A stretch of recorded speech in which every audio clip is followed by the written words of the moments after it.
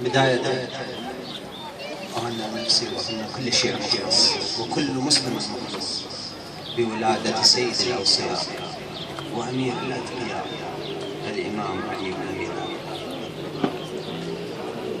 الهلال بالليل طلوعه بس لحظات، يطلع خير بس الدنيا ذي سفرة، وإذا ب14 عادته شوف شلون قمرة وماكو داعي نوصف القمرة، وهلال الدين حيدر لكن مش هلال، طلع من يوم تام ومكتمل بدر. علي درسك هو يتنور اللي يقرأ، وعمى أسود عماه البيك ما يمر. علي أنت الذهب والذهب ما طخ يوم، كل ما عندك يغلى ويختلف سعره. علي بهالكلمة شوف كم قلب يرتاح، ولفظها على اللسان شقد حلو ثمره. علي وبوقت اليتامى نسوا كلمة زاد، وبكل شوق لك تلقاها منتظرة، تتعشى بعلي تتغدى بالكرارة، تلبس لبس حيدر توقف بستره. علي فلاح عاش وعمره مو ملاج، ملاليك اليتامى ومعشر الفقراء.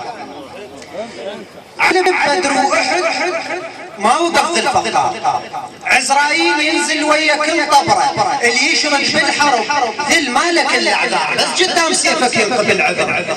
علي بوقت الصلاة صفوف يا ابو صفوف، ملايكة السماء عن يمنته ويسره، وما ظن بيه لا مكة توصل تحج يمه وتأدي بحضرة العمر.